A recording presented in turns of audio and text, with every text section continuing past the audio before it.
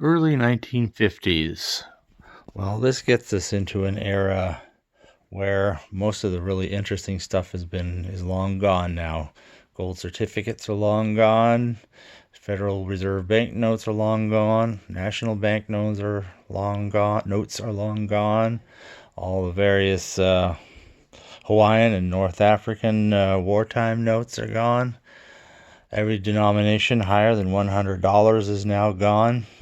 So we're now just down to there being three kinds of money: the Federal Reserve note, the silver certificate, and the United States note. And some things are still kind of divvied up by the denomination. In particular, the silver certificate is still the only way for $1. The United States note is the only kind of $2.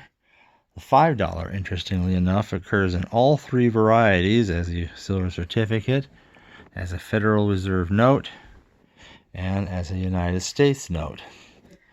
The $10 is bifurcated into a Federal Reserve note and a silver certificate.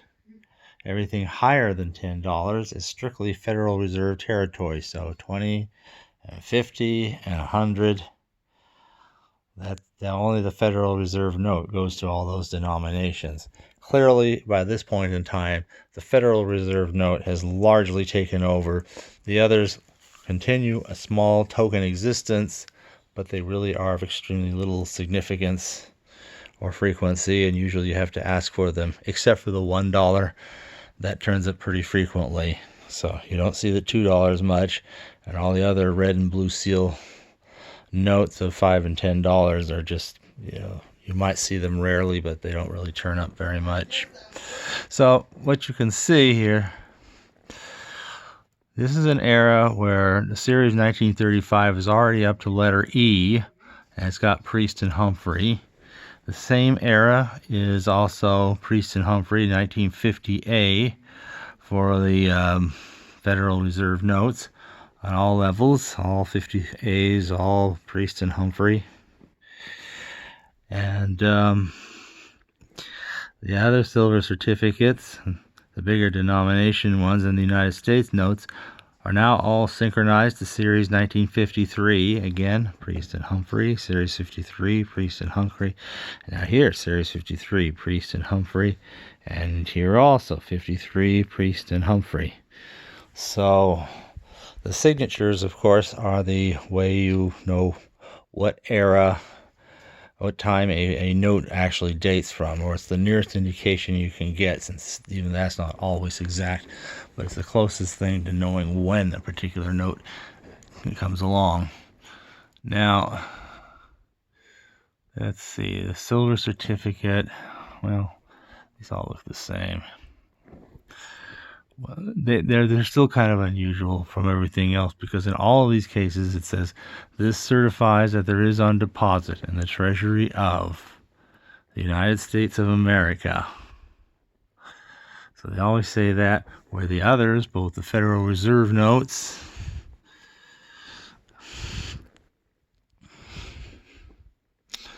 and the United States notes simply have United States of America. Now, the silver certificates also are different, because not only do they certify that there's all this silver, that there is on deposit in the Treasury, and then it says $1 in silver payable to the bearer on the deposit, or $5 in silver, or $10 in silver.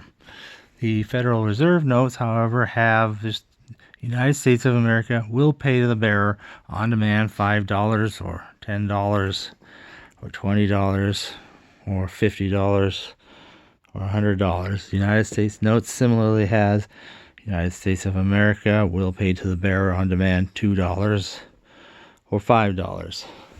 So, being fiat money, the United States notes are fairly similar to the Federal Reserve banks, except, of course, they don't have Federal Reserve bank numbers, just the gray numeral 2 or 5, consistent with the gray numeral 1, 5, or 10 that silver certificates use on that side, together with their little sayings here. This certificate is legal tender for all debts debts public and private. So if you just replace the word certificate, you arrive at what how things are nowadays.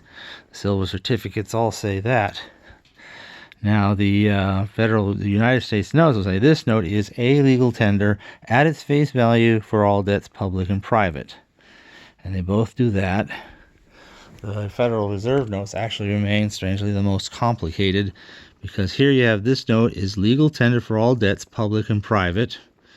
And they could just cut off the rest, but at this point they still had it all there. And is redeemable in lawful money at the United States Treasury or at any Federal Reserve Bank. So, of course, at this point, lawful money is probably just more paper like this, unless you want coins, which at this point would have only been either silver or base metal. So that's always the same. And that's kind of the era for that. Now, a couple fun things to look at is that when you have the same denomination represented in more than different ways, it's kind of interesting to notice some similarities but also differences in the scroll work. $5, of course, occurs in three forms here.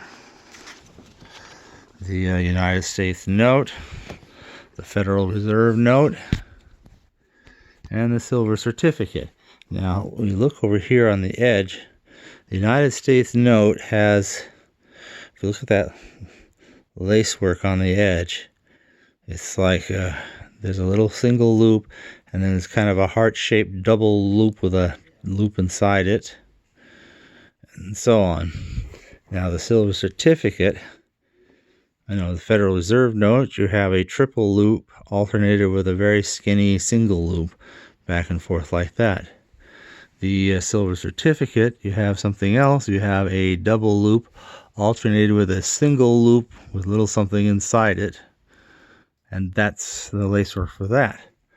Interestingly enough, the only place you see different denominations have the same lacework is between the $5 and $10 silver certificates, where they both have the double loop and then the single loop with a little something inside it. So that's kind of unusual. For example, you'll find in the $10 does not resemble any of these others. It's got a triple loop alternated with a single loop with something that kind of widens out at the end. It's not too different, but obviously it too is different from what's there. So these little bits of lacework do differ from one to another. And let's see here. Do we have any 20, 50, or 100? No, we don't. And we don't have on the $1 either, do we? Oh, yes, we have yet another kind here in the $1. Wow, there's a circular thing with three little things inside it, alternating with a little kind of like a diamond ring kind of looking thing. So that's what's on the $1. Interesting. So all those are kind of unique. One other very oddball difference, the $10 silver certificate, and this only goes for the series 1934 and 1953 and all the letters, has this curved ribbon at the bottom that says Hamilton. The Federal Reserve note, however, has a flat straight ribbon, as does for all dates, as does, interestingly enough, a silver certificate for series 1933, which I don't have here to show. But it's kind of a curious and odd detail. I don't know what the genesis of that is, but it's just there, and all it does is kind of eat up a little bit of what's on the oval there. I don't know. Maybe it's making room for the fact that there's already more space gobbled up on top. Okay, so this is the most basic period where we start. Well, we'll take it from here and then explore each denomination from this in the ones to follow.